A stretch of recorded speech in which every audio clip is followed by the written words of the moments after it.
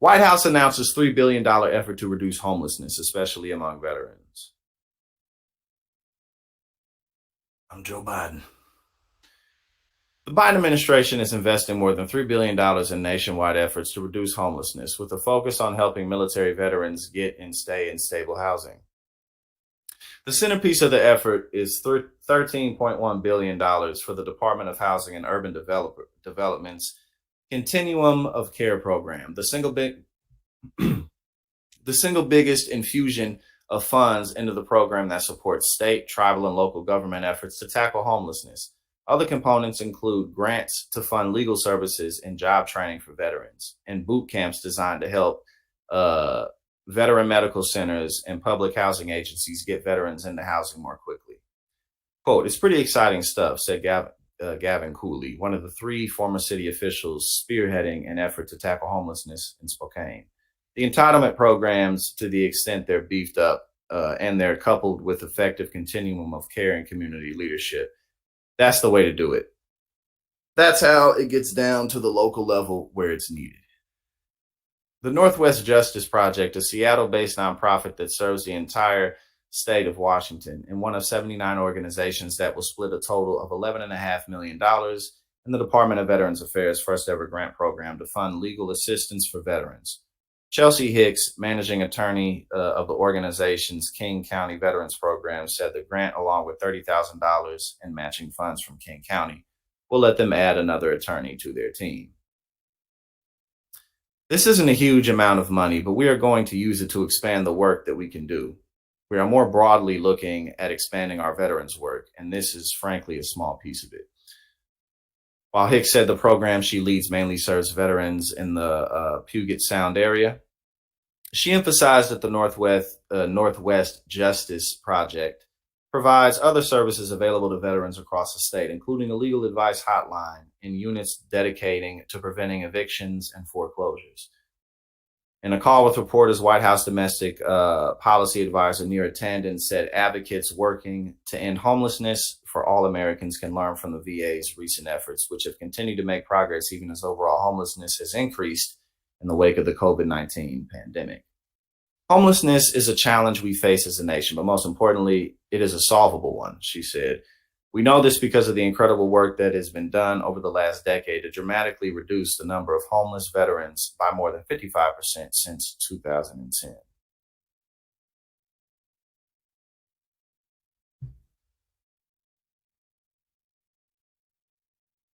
And there's still over 500,000 homeless people in the country too. I think that's pretty much the number. And then, we know the statistics show that it costs more money in taxes, everything accumulated to take care of people on the streets than it would be to provide public housing.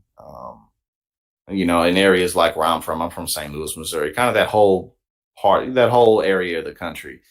You go to different areas in the city, especially downtown and inner city areas. There's just like street after street after street lined with vacant homes, vacant buildings that can be utilized for free public housing. So there's really no excuse for it, especially given the fact that it costs more money to ignore the problem.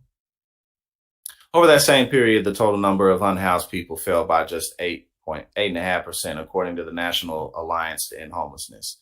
The overall homeless population rose by nearly 6% from nearly 2016 to 2022, while the number of homeless veterans continued to decline during that time.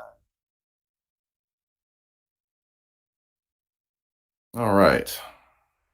Spencer Bell, a policy analyst at the National Coalition for Homeless Veterans, hailed the new funding, but cautioned that it shouldn't give Congress license to cut other funding to reduce homelessness.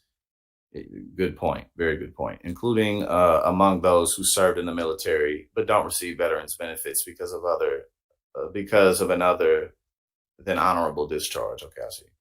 Quote, "We can't thank the administration enough for taking the programs authorized by Congress and utilizing them to their utmost on behalf of veterans. We hope that Congress and the administration will work in a bipartisan manner to keep these programs funded and available for veterans nationwide and use it as a stepping stone for the general population."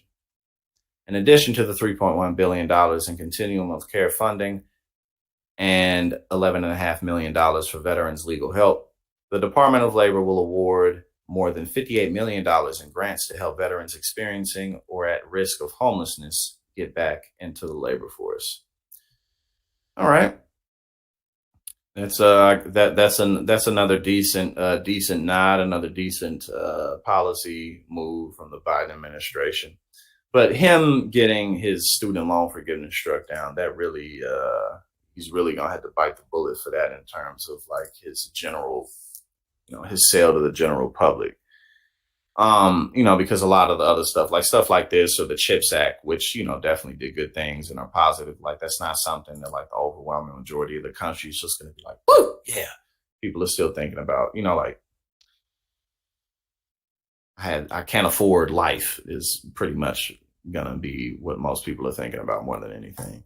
If you're not super into politics or you don't work in tech or something, you're probably not even thinking about chips and where chips are made and stuff like that. So